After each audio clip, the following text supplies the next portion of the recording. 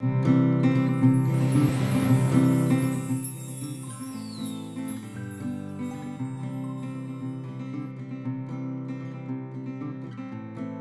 my name is Carolyn Enting, Associate Editor of MiNDFOOD Style, and today we're talking with designer Jane Daniels. Hi Jane. Hi Carolyn. Now Jane, your label is a fantastic New Zealand success story. It's nearing its 30th anniversary. Yes. What is the secret to your success? I think really it's always been hands-on. It started with me, then my mum and dad helped me for 1 year, but in the end it was 14 years. I now have a fantastic team around me, a small team, but I think because I'm involved in every aspect of the styling right through to production and through to selling, I'm part of everything, and I strive for excellence in fabrication, in fit, in styling and in delivery in terms of our retail stores. So if you had to describe the essence of your work to a complete stranger in a couple of lines, what would you say? I think I'd like to say that I try to design intelligent clothes with an intelligent fit, sophisticated, contemporary pieces, always with some very interesting detailing, being aware of trends, and always in very high quality European fabrics. So which is more important in your work, the process or the product? That's a very difficult question, Carolyn, because it's a chicken and egg scenario. Without the process, there's no way that we would have the level of product that we have. So the process is terribly important, and that's something I really enjoy from designing my colour palettes right through to the styling of the garments and the fit. However, if we didn't have a great product, we wouldn't have built our great reputation that we've had for nearly 30 years. What inspires you in your work? Everything. I'm a very visual person, and people around me say I'm a total romantic. For example, travelling. My partner would observe that the Taj Mahal, the architect had his hand cut off so he'd never do anything as brilliant and beautiful as that. I just see the beauty. And it's the same with all things. I'm looking for the beauty in everything. And I think it's in paintings, in architecture, in fabric, everything in the world, in nature as well, colour combinations.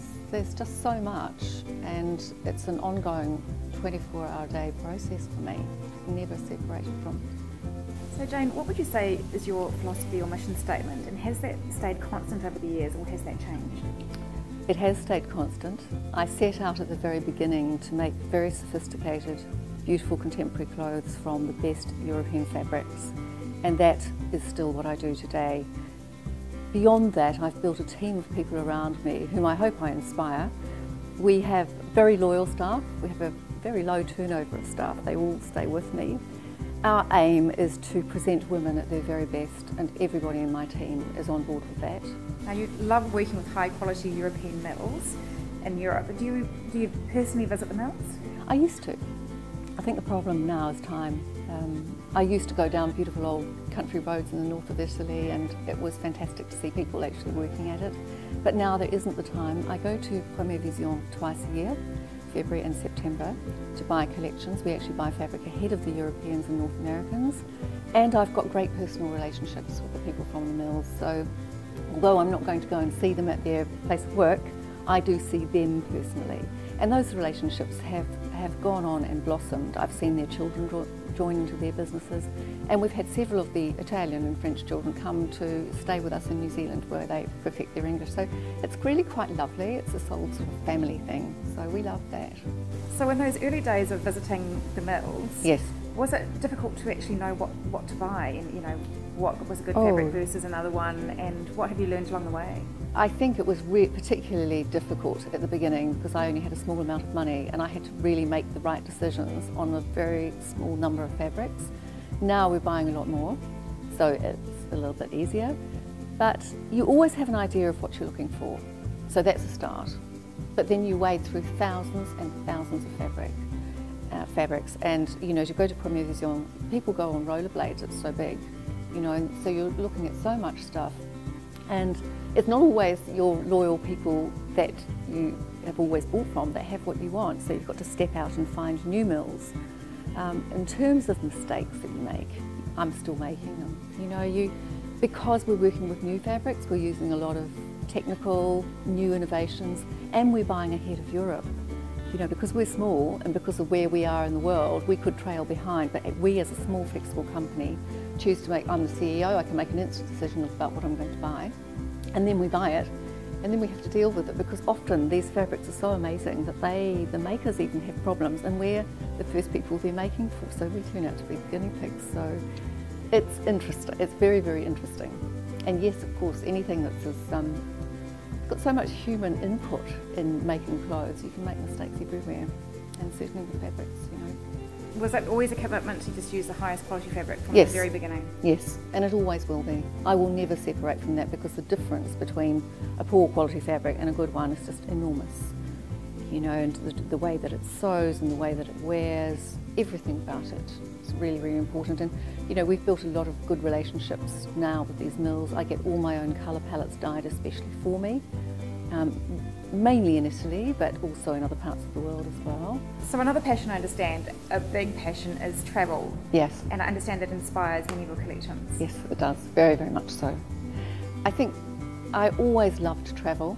From when I'm from England, but when I left New Zealand again when I was 20 to travel, that's really what got me going in Europe, and I always wanted to be going back there, which I've managed to do for many, many years now because of the textile fairs, and I always add on some other travel to various places in Europe, which has been, I've been inspired by Venice, by all sorts of things which have led through to the collections. Then, bringing us more recently up to date, I wanted to go to Petra when it was made one of the ancient wonders of the world, because they lost the Hanging Gardens and the Forest Lighthouse. That was in 2007. I booked with the Innovative Travel Company because I had brochures for 16 years and wanted to go with them. When I came back, I did a collection of all the colours, because I had all my colours dyed, of all the colours of the rock in Petra, which are from violet and pink and coral through to burnt umbers and oranges. Presented the collection, invited the director of Innovative Travel. Apparently 25 people then wanted to go to Petra because of what I'd said. And then she got in touch with me and said, could you be brand ambassador for us? And of course I've got no time to go and take tours, but I now go and come back with amazing photographs, paintings, stories, and every collection since then has been inspired by travel. So that led on to going to Turkey and the Ottomans, such a civilised culture with extraordinary development in terms of fabrics, all their velvets, their embroideries, their architecture. So that inspired a collection, and I was able to have embroideries and velvets made in Paris for me, to my specifications, but by that inspiration. Then there was Syria, birth of calligraphy. Then we went off to Iran and all those fantastic tiles, beautiful lapis lazuli, the yellow of the sapphids, the turquoise. Similarly on the Silk Road in Uzbekistan, and then Egypt, and you've got all the Tutankhamun's jewellery, the cornelian, the lapis, the turquoise. Everywhere there was colour inspiration. And then of course I went off to Rajasthan, which is just a colour explosion. All the gemstone colours, and we had brilliant cerise pink and emerald greens and sapphires. Morocco was all those earthy terracottas, chef shower, and the pale violety, pale blue, chalky blue village. So gorgeous. All those colours became my colours for a season. So you've recently opened a brand new store in Ponsonby. What are your future plans? For some time we've probably been a bit of a secret. I've been so busy with my head down doing all my design work that we need to get out there a little bit more. So we've now got this great space with a fabulous shop window right on Ponsonby Road. We want to share a little bit more of what we do with more people, because we can offer a styling service. It's not just about clothes hanging on a rack. We think very carefully about how every garment can be put into somebody's wardrobe and work in many different ways. We want every woman to walk out looking amazing, and we want to concentrate on doing that better and better with more exciting colours and different shapes and flattering shapes. And we also do colours for every skin colouring. We watch that very carefully too, so everything we do is flattering, and we want to make everybody look the best that they can.